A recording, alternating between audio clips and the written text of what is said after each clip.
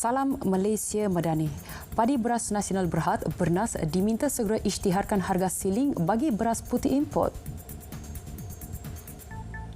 Ketua Pasukan Petugas Pemantauan Kluster Makanan Majlis Tindakan Sara Hidup Nakol, Datuk Syed Abu Husin Hafiz Syed Abu Fasal berkata, langkah itu penting bagi memastikan rakyat mengetahui perkara tersebut, sekaligus mengelak kekeliruan memandangkan terdapat pelbagai jenis beras import dalam pasaran dengan harga berbeza.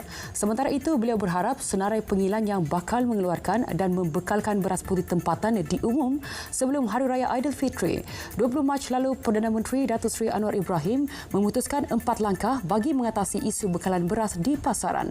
Antaranya, semua stok padi dan beras dibeli pengilang berjumlah 140,000 tan metrik diproses serta dikeluarkan untuk kegunaan pasaran serta-merta. 163 banduan penjara Marang dibebaskan menerusi program pelepasan banduan secara lesen PBLS Ihsan Madani. Kepulangan yang dinanti bersempena Hari Raya Aidilfitri 2024.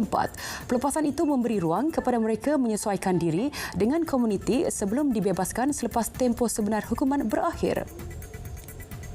Pengarah Penjara Terengganu, Penolong Kanan Komisioner PKK Hamid Taha berkata, kesemua banduan yang dilepaskan melibatkan mereka yang melakukan kesalahan-kesalahan kecil. Antaranya mencuri di kedai runcit, menceroboh kawasan larangan dan memiliki dada dalam jumlah yang kecil. Kesemua mereka bagaimanapun perlu melaporkan diri mengikut jadual yang ditetapkan pihak penjara. Beliau berkata demikian selepas menyerahkan dokumen pelepasan kepada keluarga yang disaksikan Pengarah Penjara Marang, Penolong Kanan Komisioner Muhammad Jusso Ismail. 96 anggota Angkatan Pertahanan Awam Malaysia APM Terengganu ditugaskan sepanjang op prihatin APM bersempena Aidilfitri 2024. Op prihatin dilaksanakan menerusi 2 fasa. Fasa pertama bermula Jumaat lepas hingga Selasa ini, manakala fasa kedua bermula 12 hingga 14 April ini. Pengarah APM Negeri Terengganu, Kolonel Pertahanan Awam Muhammad Rusman Abdullah berkata, anggotanya akan ditugaskan membuat rondaan serta membantu pengguna jalan raya yang mengalami kecemasan.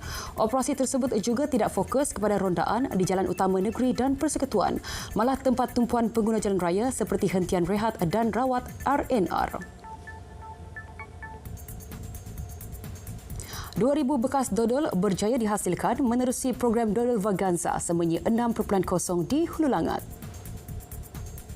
Lebih 300 sukarelawan bergotong royong dalam proses memasak dodol menggunakan 20 kawah.